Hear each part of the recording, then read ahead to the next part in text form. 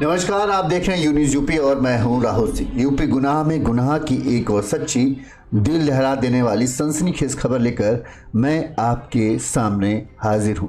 हमारी आज की खबर दिल दुखा देने वाली है, इंसानियत को शर्मसार कर देने वाली है।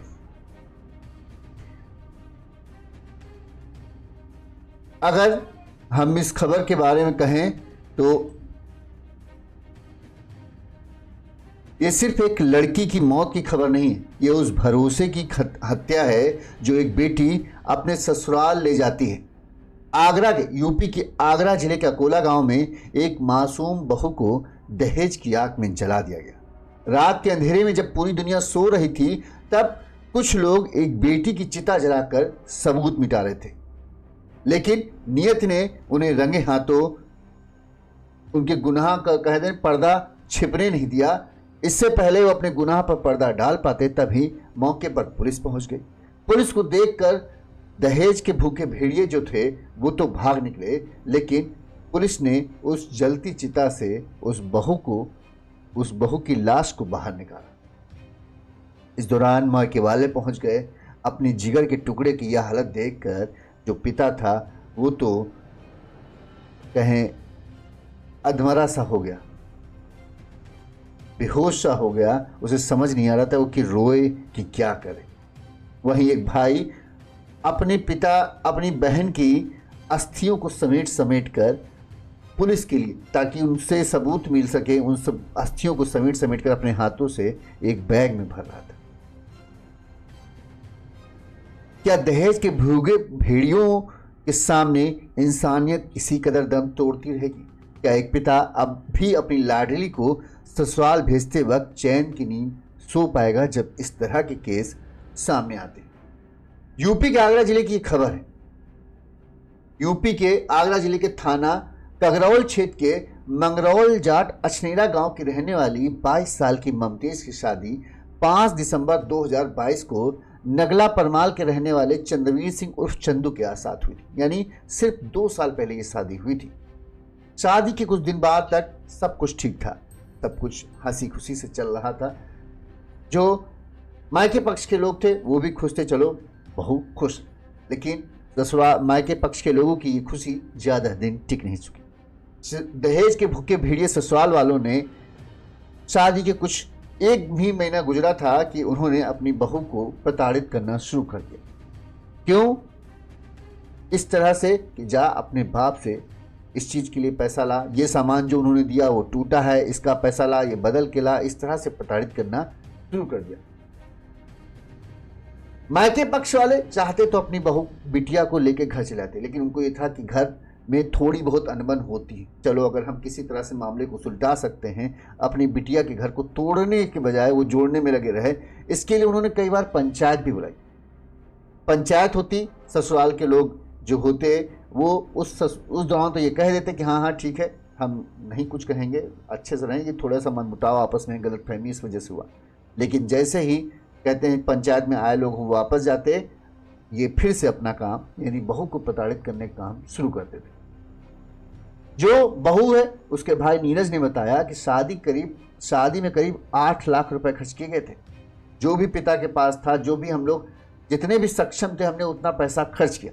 शादी के बाद से ही मेरी बहन के सभी ससुराली जन दहेज से संतुष्ट नहीं थे। वे लोग 3 लाख रुपए और मांग रहे थे। दहेज की मांग पूरी न होने पर ससुराल वाली मेरी बहन को गंदी गंदी गालियां देते थे और मारते पीटते थे।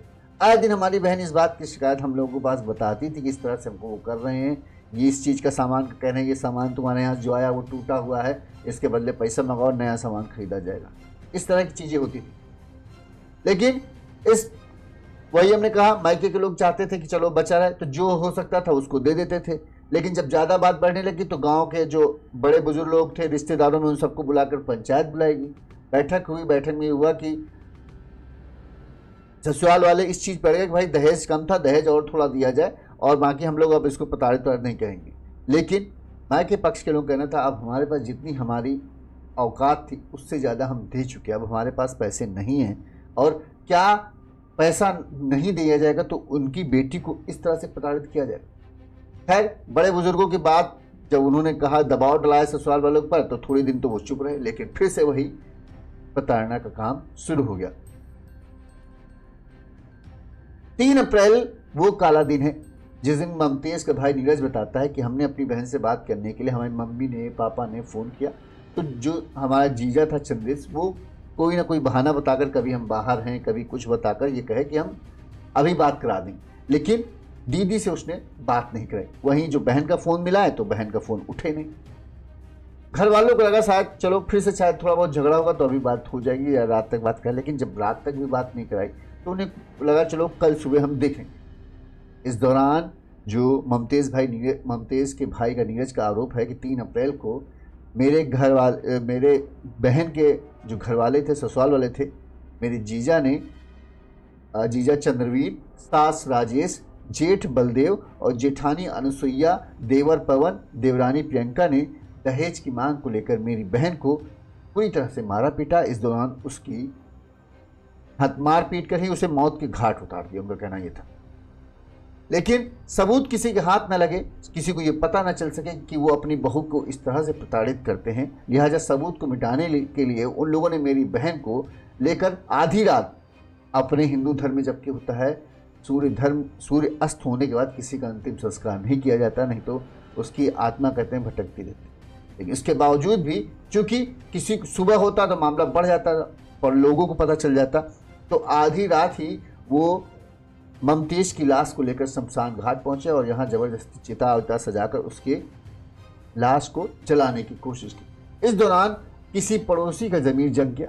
उसने इस बात की सूचना पुलिस को दे दी कि इनके बहू की जो थी, ऐसा लग रहा है कि उन्होंने बहू के साथ कुछ किया और उसकी लाश को जलाने के लिए गए। कहते हैं जैसे ही इस बात की सूचना जो है अकोला के चौकी इंचार्ज को मिली, वो तुरंत ही पुलिस टीम के साथ शमशान घाट के लिए निकल गए। इस दौरान उनको मायके पक्ष के लोगों का भी नंबर मिल गया। उन्होंने मायके पक्ष के लोगों को भी इस बात की सूचना दे दी कि फला शमशान हम लोग जा रहे हैं, ऐसा लग रहा है कि तो आपकी बहन की वहां पर लाश को जलाने की कोशिश की जा रही। पुलिस जैसे ही पहुंची, इस दौरान मायके के लोग भी पहुंच गए। पुलिस और मायके के लोगों को देख कर जो ससुराल वाले थे वो सब वहां से भाग निकले।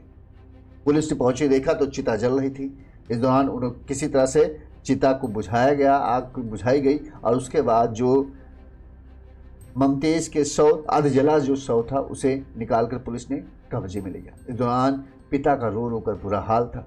कितने धूमधाम से, महज अभी 2 ही साल हुए थे, धूमधाम से अपनी औकात से बाहर जाकर अपनी बेटी की शादी की थी। बड़ा वो था कि हाँ हमने अच्छा रिश्ता देखा, अपनी मर्जी खुद पसंद करके रिश्ता तय किया था। लेकिन अब उन्हें पछतावा हो रहा था कि हमने ऐसे लड़के को पसंद किया जिसने उनकी बेटी का 2 साल में एक अच्छी स्वस्थ सुंदर लड़की से ये हालत में पहुंचा दिया, लाश बदल दी। बहुत पछतावा था, बहुत पिता फूट फूट कर रो रहा था। पुलिस ने शव को कब्जे में लेकर पोस्टमार्टम के लिए भेज दिया। वहीं घर वालों ने रिपोर्ट दर्ज कराई। नीरज जो भाई था उसने बताया कि मेरी बहन को मारने वालों को, उसका जो मांग थी, मेरे बहन को मारने वालों को कड़ी सजा मिलनी चाहिए।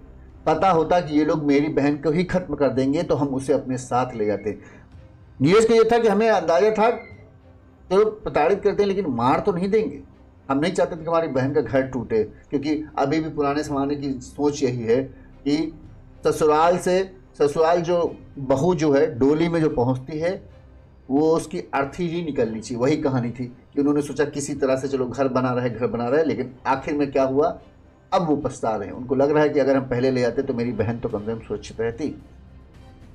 नीरज ने बताया कि 2 साल से ससुराल वाले उसे प्रताड़ित करने में कोई कमी नहीं छोड़े थे। मेरी बहन हमेशा के लिए चली गई, मार दिया इन लोगों ने उसे। हमें इन लालची लोगों के यहाँ शादी नहीं करनी चाहिए थी। बहन का पति भी उसका साथ नहीं देता था और वो अब नीरज बड़ा शर्मिंदा है कि मेरी बहन किस तरह से 2 सालों से इन भेड़ियों के बीच में फंसी हुई थी और जिल्लत की ज़िंदगी जी रही थी। हम आपको जो परिवार के लोग हैं उनकी बाइट सुना देते हैं, उन लोगों ने क्या कहा और वो लोग क्या चाह रहे हैं। ये हमारी भतीजी को प्रताड़ित करते थे। कई बार आपस में 2-4 आदमी लेके हम भी गए 2 बार और समझाया है, वो मान भी गए। और फिर एक बार फिर 1 महीने पहले मार कुटाई की। फिर हमारे बड़े भाई घर पर लेके आ गए। लड़की ने फ़ोन किया कि मेरे साथ ये मारपीट कर रहे। घर पे लेके आ गए तो 1 महीना घर पे रही है, 2 महीने। उसके बाद उसका छोटा भाई जो फौजी और उसके घर से है जो प्रियंका, दोनों गए। ये हमारी भतीजी को प्रताड़ित थी उसकी ये किया था हमने। वो तोड़ के हमारे पास वीडियो डालते थे कि ये सामान तोड़ दिया, नया सामान चाहिए हमको। अच्छा, उसमें क्या कमी बता रहे थे? अभी मोटरसाइकिल मांगते हैं, कभी मोटरसाइकिल मांगते, कभी हमको 5 लाख रुपए चाहिए, ये चाहिए। अभी फिलहाल में कब झगड़ा हुआ था? बार मारपीट करते। घर पे आकर के अभी फिलहाल में 3 महीना हो गया, 2-3 महीने हो गए। 2-3 महीने। ये कब से डिमांड करते हैं ये? ये मतलब शादी के 1-2 महीने बाद से ही डिमांड कर फिर रहे हैं। उस जिस दिन से ये मांग कर रहे हैं उस दिन से कोई कार्रवाई की है आपने? नहीं, हमने कोई कार्रवाई नहीं। पंचायत हुई थी उनके घर पे जाके, तो उन्होंने बोला था कि जब ये हत्या हुई है, अभी जैसे हत्या हुई है, उससे पहले कोई मारपीट की सूचना आपकी बहन ने आपको फोन किया हो या किसी ने सूचना दी हो? कई बार बहन ने फोन किया था। कब दिया? मैं यही तो पूछ रहा हूँ आपसे। जैसे अभी आज तो हत्या हुई है रात को, तो हत्या से पहले की पूछ रहा हूँ। हत्या से पहले, जैसे कल परसों में, नरसों में कोई ऐसा फोन आया था आपके पास? इस मामले में जो थाना कागरौल पुलिस ने शव को पोस्टमार्टम के लिए भेज दिया। मृतक के परिजनों की शिकायत पर मुकदमा दर्ज कर आगे की कार्रवाई की जा रही है। पुलिस फरार ससुरालियों के खिलाफ मुकदमा दर्ज तो कर ही चुकी है, अब उन आरोपियों की तलाश कर रही। घर पर ससुराल वालों ने ताला डालकर वो कहीं भाग चुके हैं। सभी के सभी पुलिस सभी की तलाश में जुटी। क्या दहेज के आगे अब इंसानियत की कोई कीमत नहीं रह गई? एक बेटी मिटा दी गई, उसकी चीखें राख में दबा दी गई। अब भी अगर समाज नहीं जागा तो हर पिता की आंखों में डर और हर बेटी की किस्मत में चिता लिखी होगी। अब चुप रहना शायद मुनासिब नहीं है, हमें आवाज़ उठानी चाहिए और किसी न किसी तरह से इस दहेज को जो है उसे हमेशा के लिए ख़त्म करना पड़ेगा, क्योंकि अगला नंबर किसी भी अपने का हो सकता है। इन चंद लाइनों को, हमारी छोटा सा वो है, उसके चंद लाइनों के साथ हम अपनी खबर को ख़त्म करेंगे। कभी किसी बेटी की मुस्कान उसकी विदाई से पहले छिन जाती है, कभी किसी बहन की चूड़ियाँ तिजोरी की कीमत बन जाती है।